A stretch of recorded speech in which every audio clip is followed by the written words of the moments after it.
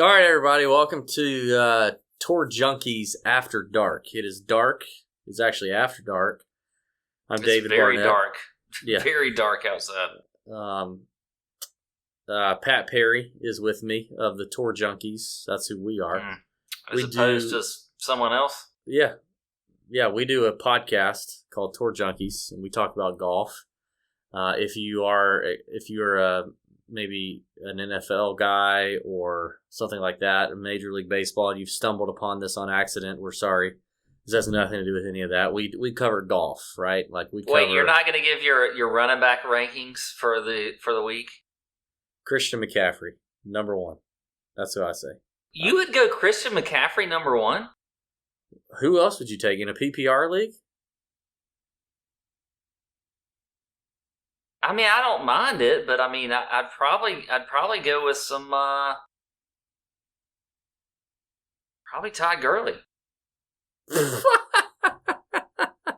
What a Georgia homer you are. Everybody, Pat went to Georgia. He was privileged. He had a lot of money in his family. He was able to go to Actually, Georgia. I will say this, though. Yeah, it probably wouldn't go Ty Gurley there, but, Nick Chubb is severely underrated when it comes to fantasy golf. You could get him in the second round. Why would you pick him first, overall running back? No, I'm not saying pick him first. I'm just saying. That's what I'm saying. I would pick Christian McCaffrey as the first running back in a PPR league. You take him over Kamara? Le'Veon Bell. Yeah. Kamara. Yeah. I mean, I would. I think he's more consistent. Kamara has a way better quarterback than Christian McCaffrey has.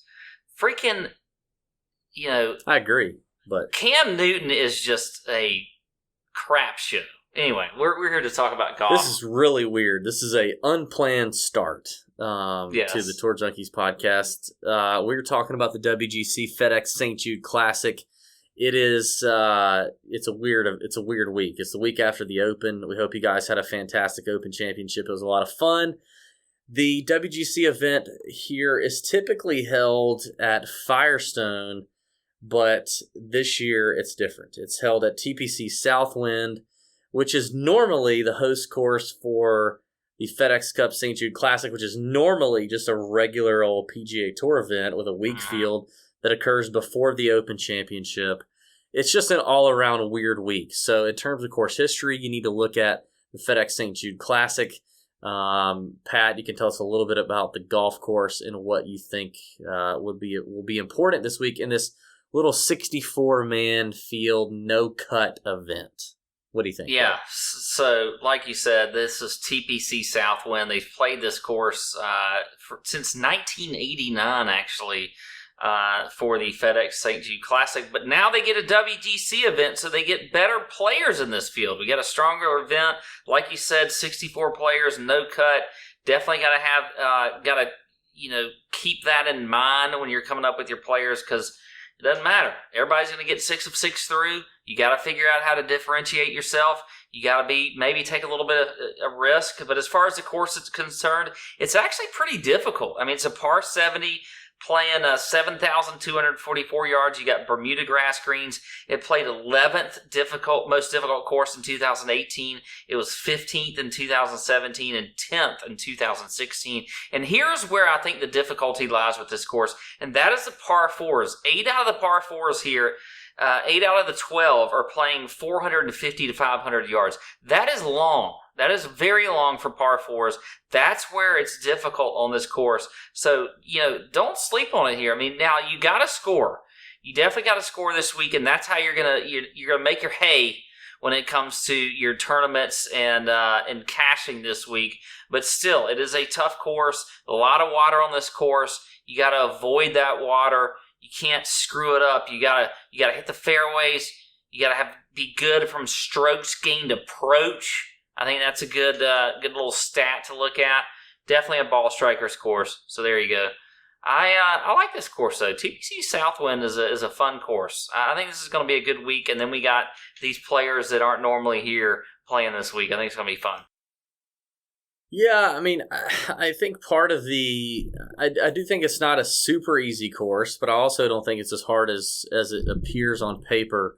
You've got such a weaker field. I mean, Ben Crane has won this event in the last 5 years. It's just such a weaker field that typically plays the FedEx St. Jude Classic, whereas now you've got the top players in the world are playing this WGC event. So I think these guys are still going to eat it up. You're going to have to make birdies. I do agree. You got to water on a lot of holes. There's some places you can get in trouble, so bogey avoidance is a thing. I also looked at Bermuda putting over the last 100 rounds, guys who putt well on Bermuda, guys who gain strokes tee to green. That's the thing. You got Dustin Johnson, Daniel Berger, both have won twice at this golf tournament. Both of those guys not known for their putting. Both of those guys known for their ball striking. And so I think that's what's important here at TPC Southwind.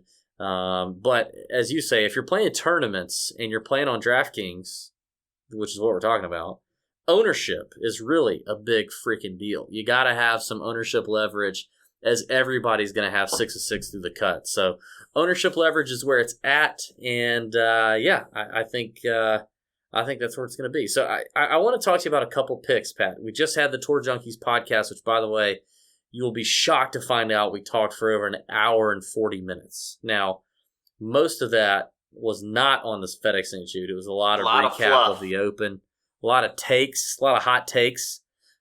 We addressed Twitter trolls and jerks towards the end of the podcast. If you want to check that out, you can. It was a good show.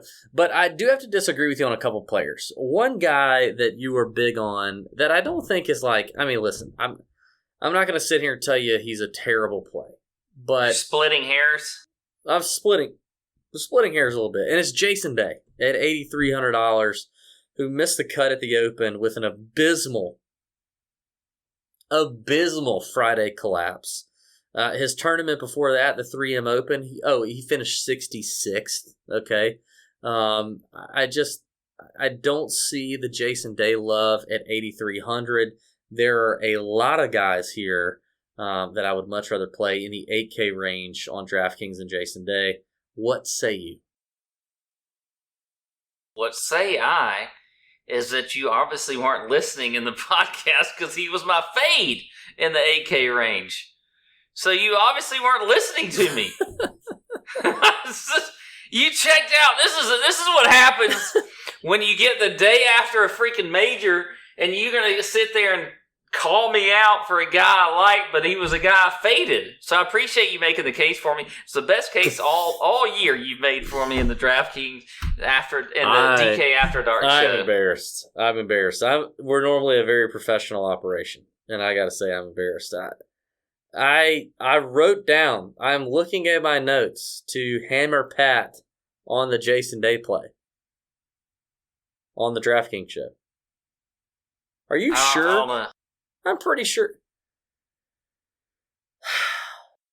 Do I need to check back on the... Oh, wait, look. Let's get into the 8K range. Let's see if we can... Fade. Hang on. Good God, yeah. You did say to fade Jason... Fade Jason Day. Well, I'm glad we agree, buddy. It's All right, so now let's get beyond this whole fiasco here that's you not listening to me on the show. And we're going to go with the top guy, and that is Brooks Koepka at 11-6. You all year long, you have been fading the top guy in DraftKings, and you're going to take Brooks Koepka this week. Not in a major, not in a, it is a WGC event. But I can't see it. I mean, I just don't see it, especially in a week where you gotta differentiate yourself, like we've said. Easy for me to say. And I don't know. Everybody's probably going to love some Brooks Koepka this week, but no. Nay, no one. That's one of the biggest reasons why I say you take him, to differentiate yourself. Nobody's going to play him in a no-cut event at a WGC non-major at 11-6 in a stacked field where you can get Justin Rose at 9,500, Hendrik Stenson at 9,100. Nobody's going to play Brooks, but that's one reason why I think you play him at 11-6. I do think he's going to be pretty low owned in terms of tournament plays. Not to mention, I have a couple of 6K guys and low 7K guys that I really, really like here that I think you can easily fit in a lineup. And you got to be different. We talked about ownership leverage. You got to be different. I think that's going to make a big difference here. Brooks played really well. He said it himself, and I agree. Arguably, no one hit the ball better than he did at the Open Championship. Seriously, like nobody hit it better. The dude could not make a putt to save his girlfriend's life. Couldn't make a putt at all. But when you look at it, he has actually played TPC Southwind a good bit. He's played 20 rounds at TPC Southwind, and he is 7th in strokes gained total in those 20 rounds he's played. This is a tee to green golf course, and nobody is doing it better right now than Brooks Koepka tee to green, and you get the ownership leverage. You're right. I do rarely play the top price guy on DraftKings, but I think in a 64-man field, no-cut event, this is one of those weeks where you do it if it makes sense. All in on Brooks. I got one more guy that I think that... Are you sure? Are you going to get this right? Actually, now I'm nervous. I'm a little nervous. I'm kind of nervous right now. Actually, I am confident you picked this guy in the podcast, and I'm against it. I don't think he's a fit here, and it is at $7,700. It is Matthew Fitzpatrick. I'm not a believer in Fitzpatrick here. He did finish 20th at the Open, but I think Portrush is a much different golf course than TPC Southwind. I think it's set up much better for his short knock and self kind of game. And that's what we saw. I mean, Fitzpatrick's an accurate player, but he doesn't make a ton of birdies. He's not known as like this high clip birdie maker. He's just kind of known as a grinder, a guy who's going to grind it out. He's going to make par. He does well on really difficult tracks where accuracy's at a premium, and there are just a lot of other guys I would much rather play at $7,700 than Matthew Fitzpatrick. Disagree. Well, I think the important thing you just said there was on very difficult tracks, which it's not a very difficult track, though. You're comparing it to freaking 2017 TPC Southwind, where like David Hearn and Ben Crane were top players here. Like this tournament has not attracted big names in the past. Therefore, you got pissant golfers playing it, so they don't put up big numbers. They don't put up great scoring. I think this is going to be a high scoring, tons of birdies, tons an eagle kind of golf course. You can't say that this is a difficult golf course. It's not for these guys. See, I think you're totally wrong on that. Just because you're taking the players that have played in this course and you're saying that that's the reason it's not difficult. But if you look at it year over year, I mentioned it in the course breakdown. 11th toughest, 10th toughest, 15th toughest. There's like 60 courses on tour.